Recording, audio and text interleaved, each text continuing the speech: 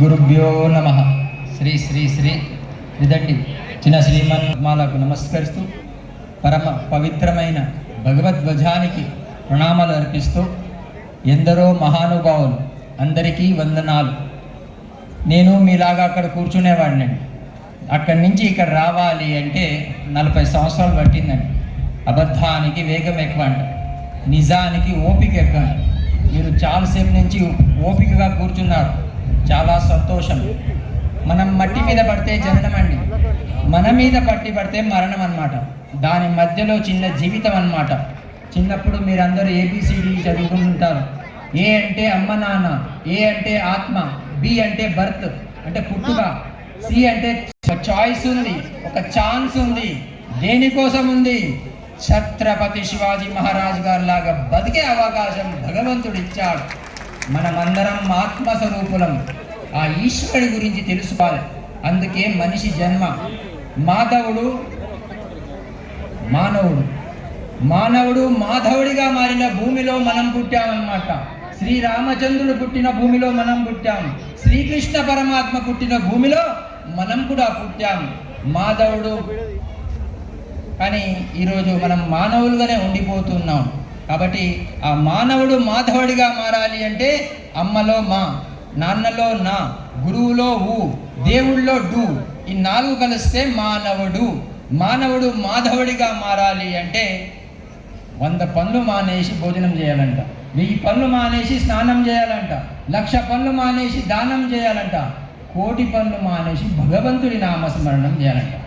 సంసారం మన వెంబడి రాదంట, సంస్కారం మనం వెంబడుస్తుందంట. అందుకే స్మరణంలో స మర్చిపోతే మరణం. అసతోమా సద్గమయ, తమసోమా జ్యోతిర్గమయ, మృత్యోర్మా అమృతం గమయ.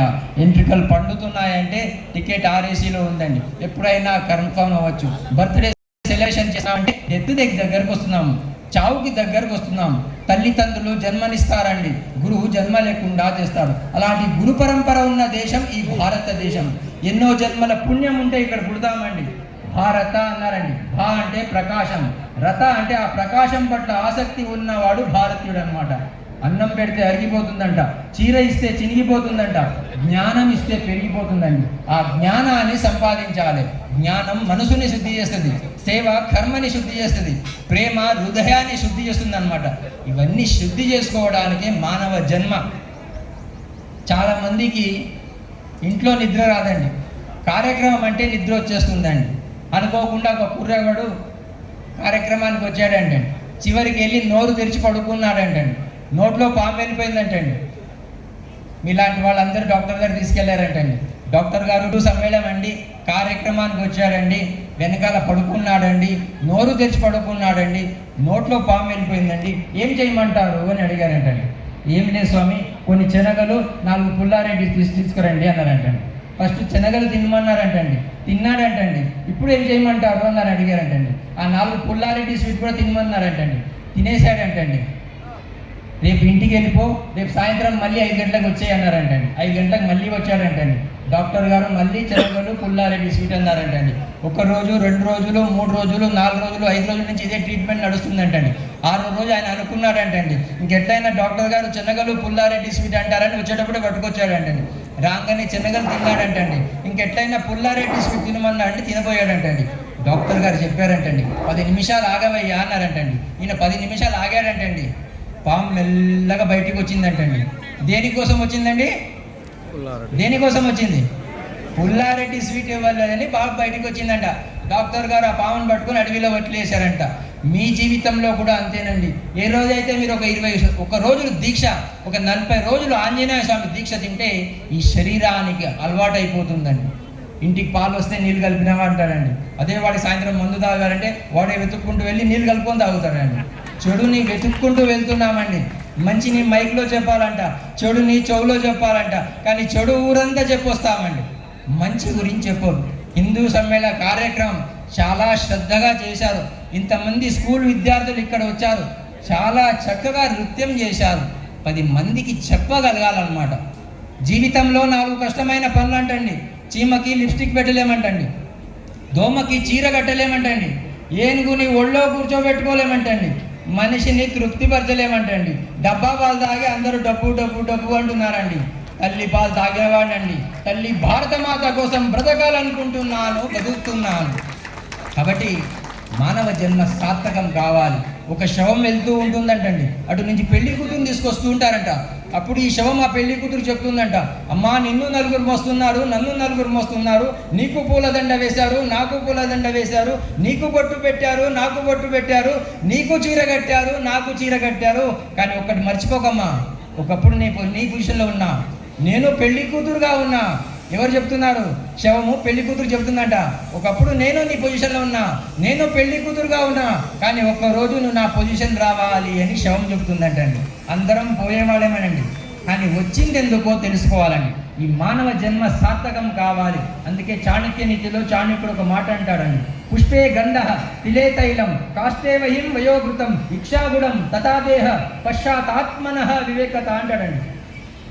పుష్పే గంధ, పువ్వుల్లో సువాసన ఉందంటండి. పుష్పే గంధ తిలే తైలం, నువ్వులో నూనె ఉందండి. తిలే తైలం కాష్టే వహిం, కర్రలో మంట ఉందండి. కాష్టే వహిం వయోగృతం, పాలలో నెయ్యి ఉందండి. ఇక్షాగుణం, చెరుకులో తీయదనం ఉందంటండి. ఈ ఐదిట్లో ఎట్లుందో పశ్చాత్మన వివేకత అంటాడు. మనలో ఉన్న ఆత్మని వివేకంతో తెలుసుకోవాలన్నమాట. అందుకే మనిషి జన్మ అనుకోకుండా కుర్రవాడు పెళ్లి పెట్టుకున్నాడంటండి. ఒకరోజు ముందు చాలామంది డ్యాన్స్ కార్యక్రమాలు అవన్నీ పెడుతుంటారండి. అనుకోకుండా యమధర్మరాజు వచ్చేసాడంటండి. ఆయన పెళ్ళికి వచ్చాడేమో, స్వామి రండి స్వామి కూర్చోండి అని కుర్చీ వేసి కూర్చోబెట్టాడంటండి. ఏం స్వామి పెళ్ళి రేపండి, ముందే వచ్చేసారని అడిగారంటండి. ఏం లేదయ్యా, నాకు ఒక లిస్ట్ ఇచ్చారు, దాంట్లో మొదటి పేరు నీదే ఉంది, నిన్ను తీసుకెళ్దామని వచ్చానయ్యా అన్నారంట. ఏం స్వామి రేపు పొద్దున నా పెళ్ళండి, కనీసం ఫోన్ చేసి రావచ్చు కదా అన్నాడంటండి. నాకెవరు ఫోన్ ఇప్పిస్తలేరని యమధర్మరాజు చెప్పాడంటండి. ఈయన అన్నాడంటండి, జగద్గిరి గుట్టలో కొత్త షాప్ ఓపెన్ అయింది స్వామి, 5G ఫోన్ వచ్చింది స్వామి, మీరు ఒక అరగంట ఉంటే మీకు ఫోన్ తెచ్చిస్తా స్వామి అన్నాడు. టీ తాగుతారా అని అడిగారంటండి యమధర్మరాజు. టీ అంటే ఏంటి అని అడిగారంట.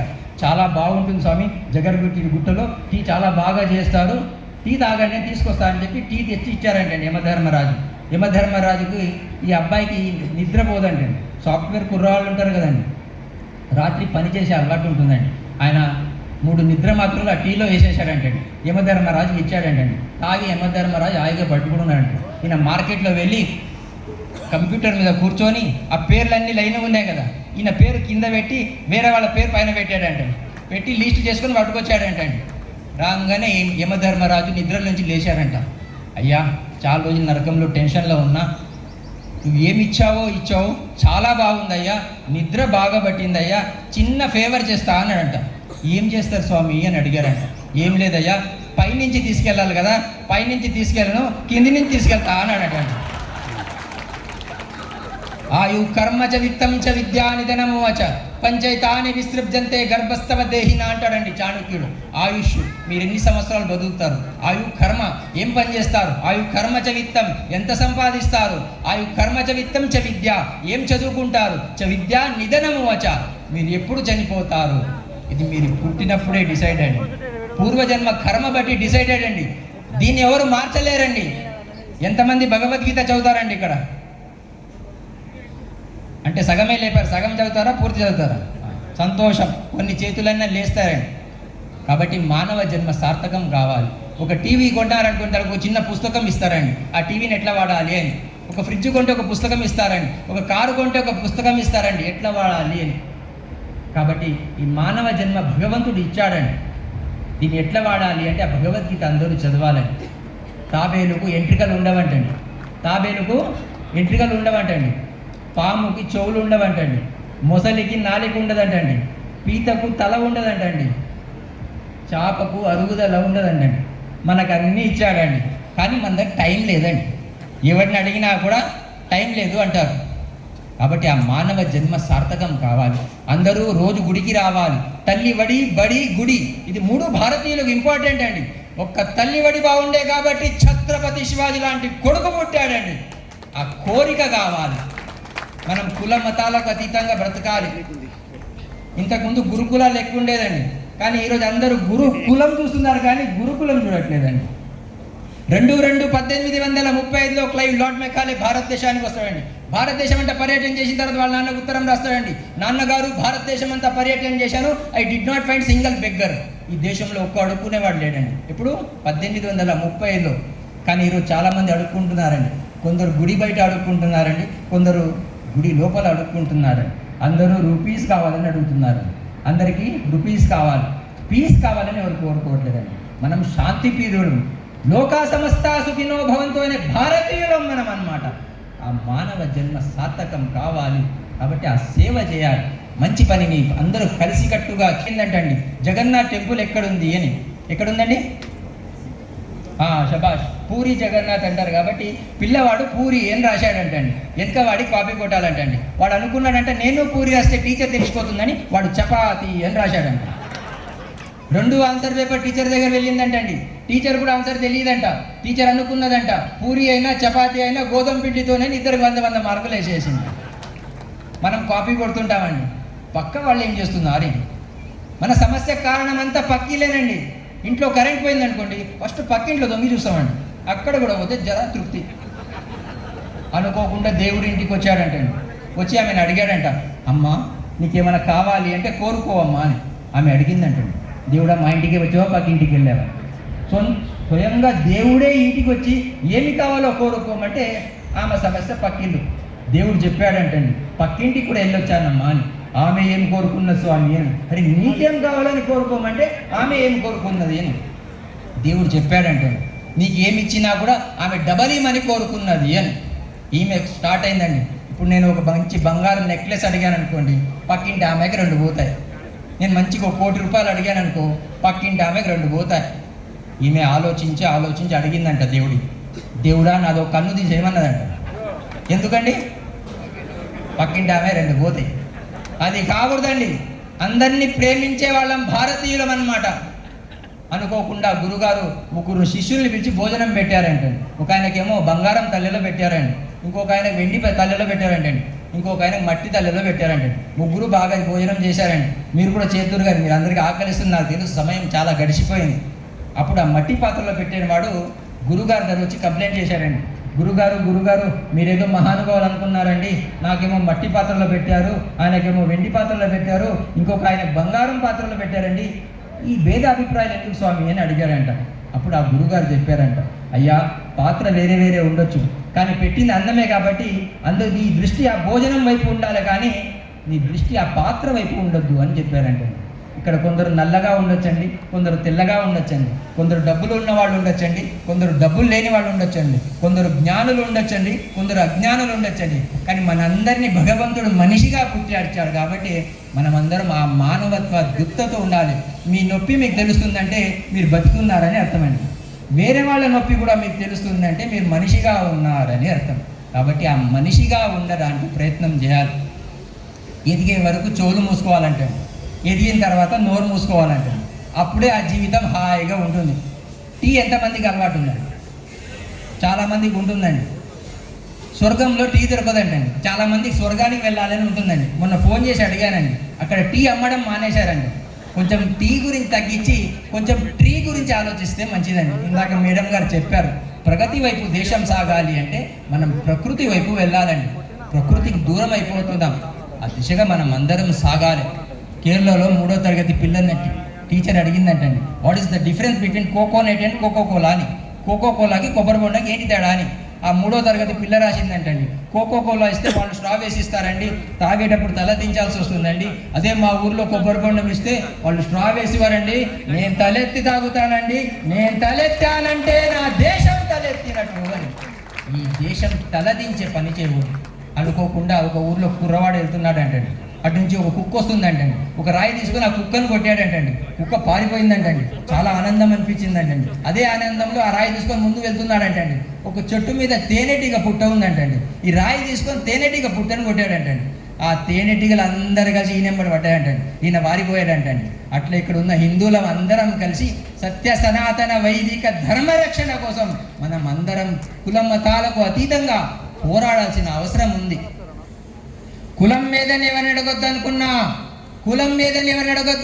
కాలం మారిందని చెప్పొద్దనుకున్నా, కుల మతాలకు అతీతంగా బ్రతకాలనుకున్నా, కూల్గా జీవితం గడపాలనుకున్నా, కంటి చూపు తగ్గిందని బాధపడొద్దనుకున్నా, కంటికి రెప్పలాగా అందరినీ కాపాడాలనుకున్నా, కర్పూరంలాగా అగ్నిలో కలిసిపోవాలనుకున్నా, కాపురం అందరిది బాగుండాలనుకున్నా, కన్న తల్లిదండ్రులను ఆదర్శంగా తీసుకున్నా, కొన్న వస్తువులపై వ్యామోహం పెంచుకోవద్దనుకున్నా, కొంటే స్వదేశీ వస్తువులే కొనాలనుకున్నా, కంటే ఛత్రపతి శివాజీ లాంటి పుత్రుని కనమని భారతీయ తల్లులకు విన్నపిస్తున్నా, కర్మభూమి భారతదేశంలో పుట్టినానని గర్వపడాలనుకున్నా, కర్మ భక్తి జ్ఞానాన్నిచ్చే ఆ భగవద్గీతను అందరి చేతుల్లో చూడాలనుకుంటున్నానండి. అందరి చేతిలో మొబైల్ వచ్చేసిందండి. మొబైల్ లేని వాళ్ళు ఎవరైనా ఉన్నారండి? ఒకప్పుడు మొబైల్ కింద పడితే అందులో బ్యాటరీ బయటికి వచ్చేదండి. ఈరోజు మొబైల్ కింద పడితే గుండె కింద పడిపోయినట్లు ఫీల్ అయిపోతున్నారండి. వస్తువులు ఎప్పుడు సుఖాన్ని ఇవ్వదండి. ఇంట్లో సోఫా సెట్, డైనింగ్ సెట్, అన్ని సెట్ ఉందంటండి, మనిషి అప్సెట్ ఉన్నాడండి, ఉపయోగం లేదండి. ఒకప్పుడు ఫ్యామిలీ అటాచ్గా ఉండేదండి, బాత్రూమ్ డిటాచ్గా ఉండేదండి. ఈరోజు బాత్రూమ్ అటాచ్ అయిపోయిందండి, బాత్రూమ్ అట్ అయిపోయింది, ఫ్యామిలీ డిటాచ్ అయిపోయిందండి. కుటుంబ సభ్యులు దూరం అవుతున్నారు. అందరినీ మన కుటుంబ సభ్యులుగా భావించాలండి. సోమవారం, మంగళవారం, ఆదివారం వాడానికి 7 రోజులు ఉన్నాయి కదండి, దానికి ఒకటి జోడించానండి నేను, పరివారం. మనం అందరం హిందూ పరివారం అన్నమాట.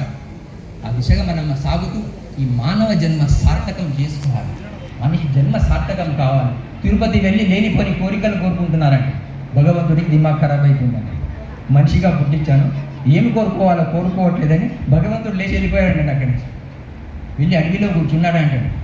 జగద్గిరి గుట్టలో ఉన్న వాళ్ళందరూ కూడా అక్కడికి కూడా వెళ్ళిపోయారు. ఇక్కడ కూడా వచ్చేసారు వీళ్ళని, అక్కడ కూడా వద్దని చెప్పి సముద్రంలో కూర్చున్నాడండి. అందరూ సముద్రం లోపల కూడా వచ్చేసారండి. చాలా స్ట్రెంత్ అండి జగద్గిరి గుట్ట వాళ్ళకి. నేను ఇక్కడ తపస్సు చేసిన స్థలం అండి ఇది ఒకప్పుడు. అప్పుడు దేవుడు ఆలోచించాడంటే, ఇక్కడ కూర్చుంటే వీళ్ళు నన్ను వెతకరు అని వచ్చి మనలో కూర్చున్నారంటే. మనం అందరం ఆత్మస్వరూపులమండి. యవ్వనం మహాత్ములతో సంబంధం పెట్టుకోవాలండి. యవ్వనం మహాత్ములతో సంబంధం పెట్టుకోవాలి. వృద్ధాప్యం పరమాత్మతో సంబంధం పెట్టుకోవాలి. మన ఒక అమ్మాయి నా దగ్గరకు వచ్చిందండి. అమ్మాయికి భర్త వదిలిపెట్టాడు, అమ్మాయి చాలా డిప్రెషన్కి వెళ్ళిపోయింది అని. నేను అమ్మాయికి చెప్పానండి, డీప్ రిలేషన్ భగవంతుడితో పెట్టుకో. ఏం పెట్టుకోవాలి? డీప్ రిలేషన్ భగవంతుడితో పెట్టుకో, సంబంధం భగవంతుడితో పెట్టుకో. కరువు వచ్చిందని అరువు చేస్తే జీవితం బరువు అవుతుందండి, పరువు పోయే పని అవుతుందండి, కన్నీటి చెరువు అవుతుందండి. ఉన్న దాంట్లో తృప్తిగా బ్రతకాలని, ఉన్న స్థాయి నుంచి ఉన్నత స్థాయికి ఎదగడమే భారతీయత అన్నమాట. భగవంతుడు ఎక్కడున్నాడు? మనలో ఉన్నాడు. గుడికి ఎందుకు రావాలి? తెలుసుకోవాలండి. మన ముఖం మనకు కనబడదండి.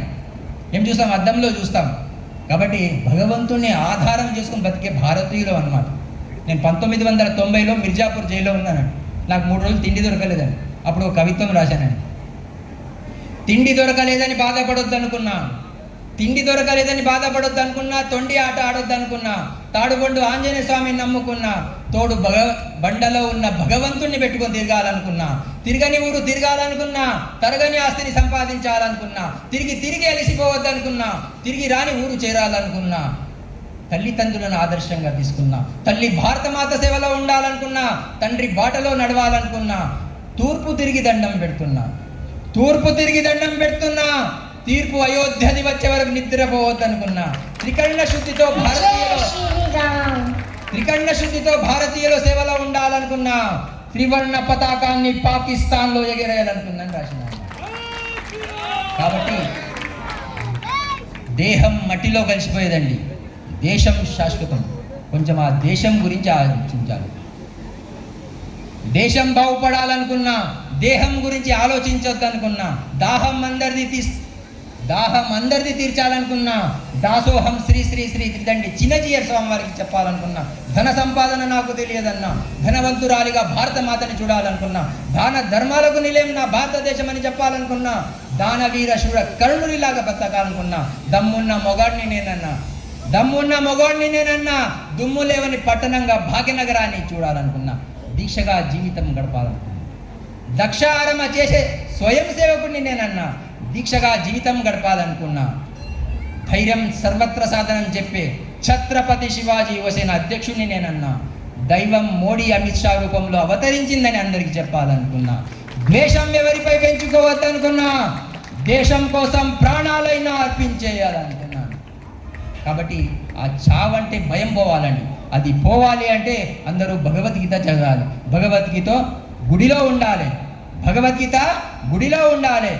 గుడిసెలో ఉండాలి. భగవద్గీత గుండెల్లో కూడా పెట్టాల్సిన ఏదైనా వస్తువు ఉంది అంటే అది భగవద్గీత. అందరూ చక్కగా చదివి ఆ మానవ జన్మని సార్థకం చేసుకుంటారని ఆశిస్తూ మాట్లాడుతూ వెళ్తే నేను ఎంతసేపు అయినా మాట్లాడతాను. కానీ ఎంత మాట్లాడుతున్నాం అనేది ఇంపార్టెంట్ కాదు, ఎంత ఆచరిస్తున్నాం అనేది ఇంపార్టెంట్. కాబట్టి మహానుభావులు మన మధ్యలో చాలామంది ఉన్నారు. అవకాశం కొంతమందికే వస్తుంది. ఏదైనా కూడా సముద్రం నదిని అడిగిందంటండి, ఎప్పుడు దాకా వచ్చి నువ్వు నాలో కలుస్తుంటావని. అప్పుడు ఆ నది చెప్పిందంటండి, ఎప్పటి వరకు నువ్వు తీయగా మారవో అప్పుడు దాకా నేను వస్తూ ఉంటా అని. ట్రై కడితే గొప్పవాళ్ళు కారండి, ట్రై చేస్తే గొప్పవాళ్ళు అవుతారు. కాబట్టి ఒక దేశభక్తి గీతం పాడి ముగించేస్తానండి. చరితలోని సారమిదే,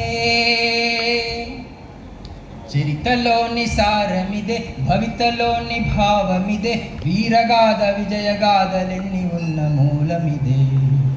తల్లి వందనం, భూతల్లి వందనం, వందే మాతరం, వందే మాతరం. అరవింద వివేకానంద రామకృష్ణ దయానంద సమర్థుల సందేశం. తల్లి వందనం, ఛత్రపతి నేతాజీ సావర్కర్ తానాజీ రాణా రక్తపు శౌర్యం. తల్లి వందనం, ఝాన్సీ రాణి రుద్రమాంబ కత్తుల కథలే. వందే మాతరం, వందే మాతరం. తల్లి వందనం, భూతల్లి వందనం. మనలోని అనైక్యత, సంస్కార విహీనత, ఆశరాగాధికారం అందుకొనిరిరా. విద్వేషము రగిలించి విభజించి పాలించే విచ్ఛిన్నం తలపెట్టే ఫిరంగి మూఖరా. బ్రిటిషు విషపు తంత్రానికి విరుగుడు మంత్రం. వందే మాతరం, వందే మాతరం. తల్లి వందనం, భూతల్లి వందనం. ఎన్నాళ్ళి వేదన, ఎన్నేళ్ళి రోధన, తల్లి బాధ తీర్చకుంటే తనయులమేనా. విశ్వశాంతి వారధివై, విశ్వానికి సారథివై, విద్రోహుల గుండె చీల్చు చంద్ర పిడుగువై. విజయ శంఖమెత్తు అదురు భువన బోంతరం. వందే మాతరం, వందే మాతరం. తల్లి వందనం, భూతల్లి వందనం. వందే మాతరం అంటోంది తరం. బోలో భారత్ మాతా కీ, ఛత్రపతి శివాజీ మహారాజ్ కీ. అంటే ఉదాహరణ చెప్పి ముగించేస్తానండి. అనుకోకుండా రామాయణం మహాభారతం నాటకాలు వేసేవాళ్ళు ఊళ్ళో వచ్చేసారంటే, మొగుడు పెళ్ళాలు కొట్లాడుకుంటున్నారంటే ఎక్కడికి వెళ్ళాలి అని పెళ్ళాం మొగుడు చెప్పిందంటండి, ఏమండి మీరు రామాయణం చూసిరండి, నేను మహాభారతం చూసి వస్తాను, నాకేదైనా నచ్చితే మీకు చెప్తాను, మీకేదైనా నచ్చితే నాకు చెప్పాలి అని. సాయంత్రం రాగానే పెళ్ళాం మొగుడిని అడిగిందంటండి, ఏమండి మీరు రామాయణం చూశారు కదా, మీకు ఏం నచ్చింది అని. దశరథ మహారాజుకి 3 పెళ్ళాలంటనే అని అన్నట. ఆయన ఈమెను అడిగాడంట, ఏమే నువ్వు మహాభారతం చూసి వచ్చావు కదా, నీకేం నచ్చింది అని. ద్రౌపదికి 5 మొగుళ్ళు అంటండి అని. మొత్తం విన్న తర్వాత పనికిరాన్ని పట్టుకొని ఇక్కడికి పోయిపోవద్దండి. మనిషిలో 99 చెడు గుణాలు ఉండొచ్చండి, అక్కర్లేదండి. మనకి మనిషిలో ఏదో ఒక మంచి గుణం ఉంటుందండి. ఆ మంచిని 10 మందికి చెప్పగలిగితే ఈ మానవ జన్మ సార్థకం అవుతుంది. అనుకోకుండా కుర్రవాడు మధ్యలో నుంచి కార్యక్రమం నుంచి లేచి వెళ్ళిపోతున్నాడంటే గురుగారు 7వ రోజు పిలిచి అడిగారంట, ఏమో మధ్యలో నుంచి లేచి వెళ్ళిపోతున్నావు, ఏంటి విశేషం అని. గురుగారు నాకు కొత్తగా పెళ్ళి అయిందండి, మా ఆవిడ కడుపుతోనే ఉందండి. అయ్యా ఒక 10 నిమిషాలు పక్క పెడితే, ఆవిడ కడుపుతోనే ఉందండి, అందుకే భోజనానికి వెళ్తున్నా అని. మీకు కూడా ఆకలిస్తుంది, మీరు కూడా వెళ్ళిపోండి, 5 నిమిషాల్లో ముగిచ్చేస్తాను. అప్పుడు గురుగారు ఆయనను అడిగారంట, మీ ఆవిడ అంటే అంత ప్రేమనయ్యా అని. స్వామి అవును స్వామి అని. చిన్న పరీక్ష పెడదామయ్యా, మీ ఆవిడ నంబర్ నాకు అని గురుగారు నంబర్ తీసుకున్నారంట. ఆ అబ్బాయికి బాదాం పిస్తా కలిపిన పాలు ఇచ్చారంటే ఆ పాలు తాగంగానే అబ్బాయి మూర్చపోయాడండి, స్పృహ కోల్పోయాడండి, బతికే ఉన్నాడండి. గురుగారు వాళ్ళ ఆవిడే ఫోన్ చేసి చెప్పారంట, అమ్మ మీ ఆయన చనిపోయారమ్మా వస్తారా అని. ఇంట్లో ఉన్న వాళ్ళందరూ కట్టకట్టుకొచ్చి ఏడుస్తూ ఉన్నారండి. చావలేదండి, వాళ్ళకి అన్నీ అర్థమవుతుందండి. ఎంతసేపు పెడతామండి, 1 గంట 2 గంటలు 3 గంటలు వాళ్ళ ఓపికండి. 3 గంటల తర్వాత గురుగారు అమ్మాయికి చెప్పారంటండి, అమ్మ నువ్వు కడుపుతో ఉన్నావు కదా, నువ్వు ఎక్కువ ఏడ్చితే నీ బిడ్డకి ఇబ్బంది అవుతుందమ్మా, ఒక గ్లాసు బాదాం పిస్తా కలిపిన పాలు తాగని అమ్మాయి పాలు ఇచ్చారంటండి. ఆనందంలో పాలు తాగుతుందంటండి. సగం తాగంగానే గురుగారు ఒక విషయం చెప్పారంట, అమ్మా ఒక విషయం చెప్పడం మర్చిపోయానమ్మా, మీ ఆయన బతుకుతాడమ్మా అని. తక్కువని పాలు తాగడం ఆపేసిందంటండి. గురుగారు కడుపుతో ఉన్నాను కదండి, నాకు ఒక బిడ్డను చూడాలని ఉందండి, మా అత్తగారి ఇంట్లో ఫ్రీగా ఉన్నారండి, ఏ కార్యక్రమానికి రారండి, ఈ పాలు ఆమెకి ఇస్తే బాగుంటుంది అని పాలు తీసుకెళ్ళి అత్తగారికి ఇచ్చారంటండి. అత్తగారు కూడా అదే మాట అన్నారండి, స్వామి ఎప్పటి నుంచి నాకు ఒక మన్మడిని చూడాలని కోరికండి, మా ఆయన ఈ మధ్యనే రిటైర్డ్ అయ్యారండి, ఆయన కూడా ఏ కార్యక్రమానికి రాడండి, ఈ పాలు ఆయనకి ఇస్తే బాగుంటుంది అని ఆ పాలు తీసుకెళ్ళి ఆయనకి ఇచ్చారంటండి. ఆయన కూడా అదే మాట అన్నారండి, స్వామి నాకు ఎప్పటి నుంచి మన్మరాన్ని చూడాలని కోరికండి, మా కొడుకు ఒక వెధవండి, వీడు ఏ కార్యక్రమానికి రాడండి, ఈ పాలు ఆయనకి ఇచ్చేయండి అన్నారంట. మనం పిల్లల్ని వెధవా వెధవా వెధవా అని తిడుతుంటామండి. మనం వెధవలం కాదండి, మనం వేదాలకు వారసులమండి, మర్చిపోయామన్నమాట. కాబట్టి ఆ జ్ఞాపకం చేసుకోవాలి, ఆ వేదం వైపు అందరూ సాగాలి, తెలుసుకోవాలి. అప్పుడు ఆ కుర్రవాడు అన్నాడంట, స్వామి ఎప్పటి నుంచో మహానుభావులు మీలాంటి వాళ్ళ ప్రవచనం ఇంటూ వస్తున్నానండి, మాకంటూ ఏదో ఒక సంబంధాలు ఉంటాయండి, నేను ఒకటి విన్నానండి, గురువులు ఏ సంబంధాలు పెట్టుకోరని, ఈ పాలు మీరు తాగితే బాగుంటుంది కదా అన్నాడంట. అంటే పోతే గురువు అని నేను బాగుండాలి అని, నేను పోయినా పర్వాలేదు నా గురువు బాగుండాలి, నా దేశం బాగుండాలన్న భావన ఏనాడైతే ఈ భారతీయుల్లో వస్తుందో ఈ దేశం మళ్ళీ ఆ పూర్వ వైభవానికి వస్తుంది. అప్పుడే ఆ కుర్రవాడు స్పృహలో నుంచి లేచారంట. అప్పుడు చెప్పారంట, అయ్యా ఎవరు మన వెంబడి రాడు, ఎవరు వచ్చినా కూడా శ్మశానం వరకే వస్తారు, కాబట్టి అందరినీ మనవాళ్ళుగా భావిస్తూ ఆ మానవ జన్మని సార్థకం చేసుకోవాలి. చిన్న ఒక అయిపోయిందా, సమయం ఉందండి, అయిపోయింది. ఒక్క ఉదాహరణ చెప్పి ఇచ్చేస్తాను. అనుకోకుండా కుర్రవాడు ఒక అమ్మాయిని ప్రేమించాడండి. ఆ అమ్మాయికి ఇవ్వడానికి అమ్మాయి వాళ్ళకి ఇష్టం లేదండి ఈ అబ్బాయికి ఇవ్వడానికి. ఆయన అనుకోకుండా ఒకరోజు పెళ్లి చూపులకు పిలిచి ఏదో వంక పెట్టి మానిపించేద్దామనుకున్నారంటే, ఒకరోజు పెళ్లి చూపులకు బయలుదేరాడండి. వాళ్ళ తాతగారు అల్లారు ముద్దుగా ఆ అమ్మాయిని పెంచారండి. ఒరే నాన్న ఎటు వెళ్తున్నావు అని అడిగారంట. తాతగారు పెళ్లి చూపులకు వెళ్తున్నానండి, ఒక అమ్మాయిని ప్రేమించానండి. ఒరే నేను కూడా వస్తారా అన్నాడంట. లేదు తాతగారు, వచ్చేటప్పుడు ఇంట్లో ఉన్న పెద్దవాళ్ళని ఎవరిని తీసుకురావద్దన్నారు, ఒంటరిగా రమ్మన్నారు అని. ఒరే ఇంత అల్లారు ముద్దుగా నేను పెంచాను రా, కనీసం ఆ కారు డిక్కీలోనే కూర్చొని వస్తారు అక్కడి వరకు అన్నాడంట. డిక్కీలో కూర్చొని తాతగారిని తీసుకెళ్లారంటండి. అమ్మాయి ఇంటికి వెళ్ళారంటండి, భోజనం బాగా పెట్టారండి, మీరు కూడా అందరు చేయండి, టీ కాఫీ అన్నీ ఇచ్చిన తర్వాత మర్యాద చేసిన తర్వాత వాళ్ళ ఇంటి ముందు ఒక నది వెళ్తుందంటండి. అమ్మాయి వాళ్ళ నాన్నగారు చెప్పారండి అబ్బాయికి, ఈ నది మొత్తం పాలగా మారిస్తే మా అమ్మాయిని నీకు ఇస్తామయ్యా అని. సాఫ్ట్వేర్ కుర్రోడండి, అది కుదిరే పని కాదు కదా అని కారులో కూర్చొని రిటర్న్ వస్తుంటాడండి. మధ్యలో కారు ఆపాడండి. డిక్కీలో నుంచి తాతగారు వచ్చారండి. ఒరే అమ్మాయిని చూసావా, ఏమైంది అని అడిగారంటండి. తాతగారు వాళ్ళ ఇంటి ముందు ఒక నది వెళ్తుంది, దాన్ని పాలగా మారుస్తే అమ్మాయిని ఇస్తామన్నారండి, అది కుదిరని పని కదా, అందుకే రిటర్న్ వస్తున్నా అన్నారంటండి. తాతగారు చెప్పారంట, కారు మళ్ళీ తిప్పు అన్నారంట. ఎందుకు తాతగారు అని అడిగారంట. వాళ్ళకి వెళ్ళి చెప్పు, ఆ నదిలో ఉన్న నీళ్ళు మొత్తం ఖాళీ చేసి ఇచ్చేయమను, అప్పుడు పాలు నింపుతానని చెప్పు అని. మన ఇంట్లో ఉన్న వాళ్ళు మాగలాగా ఎంట్రికలు పండిపోయిన వాళ్ళు పనికిరాని వాళ్ళు కారండి, వాళ్ళ జీవితంలో ఒక అనుభవంతో ఉంటారండి. వాళ్ళు చెప్పింది శ్రద్ధగా వింటూ ఈ మానవ జన్మని సార్థకం చేసుకుంటూ అందరం ముందుకు సాగుదాం, పెద్దవాళ్ళని గౌరవిస్తాం. ఇంట్లో అమ్మలు ఉంటారు, నాన్నలు ఉంటారు, నాన్నమ్మలు ఉంటారు.